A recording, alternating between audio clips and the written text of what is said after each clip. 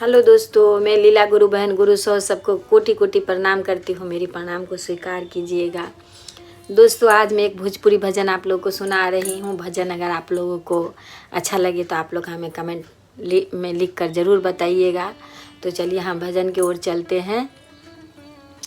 हमरा शिव गुरु के लागल इंटरनेट बा, सब मेज सेट बाना। हमरा शिव गुरु के लागल इंटरनेट बा, सब मेज सेट बाना। जेकरा शिव गुरु जी चाही ओकरा देव घर बुलाई। जेकरा शिव गुरु जी चाही ओकरा देव घर बुलाई है। जेकरा ना चाही ओ करे में लेट बा, लगल इंटरनेट बाना। हमरा शिव गुरु के लागल इंटरनेट बा, सब में जे सेट बाना। जेकरा शिव गुरु जी चाहिए ओकरा चर्चा में बोलई है। जेकरा शिव गुरु जी चाहिए ओकरा चर्चा में बोलई है। जेकरा ना चाही ओ करे में लेट बा, लागल इंटरनेट बाना। हो जेकरा ना चाही ओ करे में लेट बा, लागल इंटरनेट बाना। हमरे शिव गुरु के लागल इंटरनेट बा, सबके मोबाइल में सेट बाना। हमरा शिव गुरु के लागल इंटरनेट बा, सब में जे सेट बाना।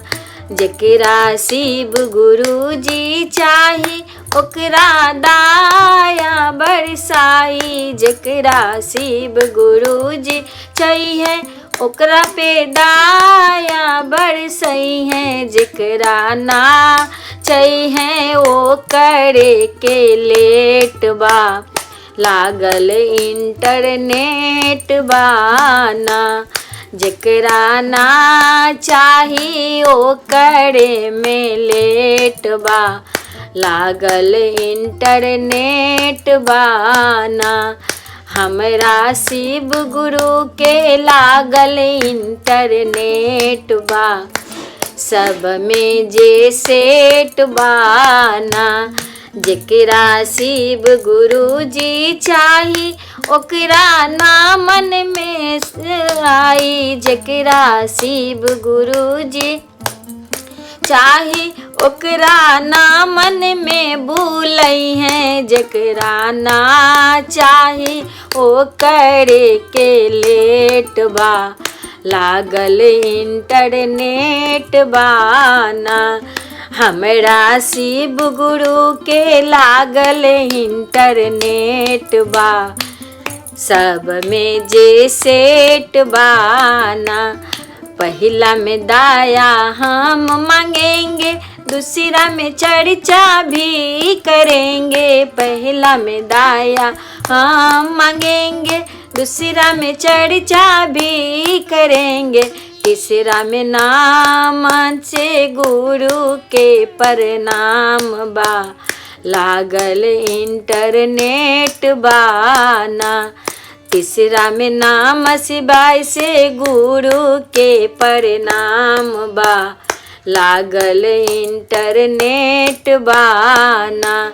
हो हमरा शिव गुरु के लागल इंटरनेट बा, सब में जे सेट बाना।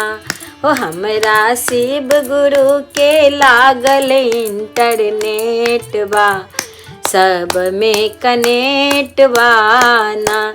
जेकरा शिव गुरु जी चाहे रोज रोज चर्चा में बुलाई। जेकरा शिव गुरु जी चाही ओकरा रोज रोज चर्चा में बुलाई, जेकरा ना चाही घरबे में फ्लैट बा, लागल इंटरनेट बाना।